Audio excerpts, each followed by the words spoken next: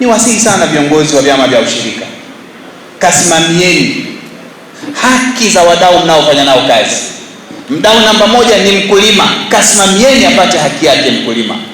Mdau namba 2 ni wale wanaokuja kutengeneza soko, wanunuzi wetu, makampuni yapate haki yao. Mdau namba 3 ni halmashauri zetu. Mdau namba 4 ni pamoja na nyinyi wenyewe vyama vya ushirika kwa maana ya AMCOS. Mheshimiwa Mwenyekiti, ni imani yetu ya kwamba mtakwenda kulisimamia hili ili madeni ya wadau wetu wote yaweze kulipwa. Kwa mujibu wa taarifa, halmashauri zetu zinadai takriban milioni 52,756,110 ni madai ya halmashauri zetu kwa vyama vya ushirika. Wako wanunuzi waliokuja kwenye maeneo yetu kununua, wakakosa mizigo na fedha wameshalipa kule kwenye AMCOS. Wanunuzi wanadai takriban milioni 168. Wadau hawa wasipolipwa haki zao, tunahatarisha uhakika wa soko kwenye mazao na bidhaa mbalimbali ambazo wanunuzi wanakuja kununua kwa watu wetu. Kwa hiyo vyama vingi wanachama ambao hawapo kwenye mfumo ni zaidi ya milioni 35 kwa mujibu wa taratibu ambazo tumekuwa tukizipata baada ya wakulima hao kuuza mazao yao kupitia mfumo wa ushirika.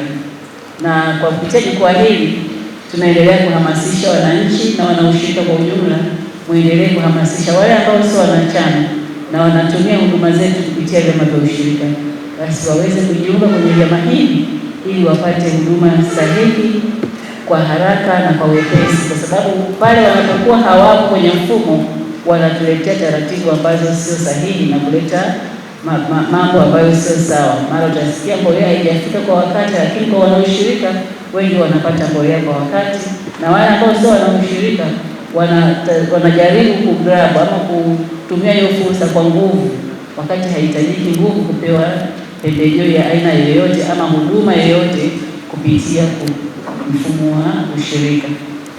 GCU na MDCU pamoja na vyombo vinavyohusika katika usimamizi wa hili zao la dengu, tuhakikishe kwamba tunasimamia taratibu zilizowekwa ili mazao haya yauzwe kwenye mfumo, ili wananchi wetu wasipigwe, kwa maana kwamba wapate ile faida na thamani halisi ya zao la dengu kwenye bei itakayotangazwa kwenye soko ambayo mtakuwa mkiona kwenye mtandao.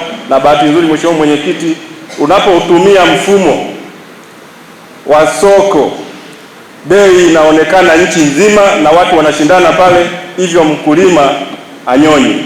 Hivyo nitoe wito kwenu wanaushirika, lakini pia kwa wakulima mkoa wa Geita, tuhakikishe kwamba kadri tulivyoanzisha mwaka jana mfumo wa stakabadhi ya ghala, na mwaka huu pia tusitoroshe dengu kupitia wale makanjanja, tutumie mifumo yetu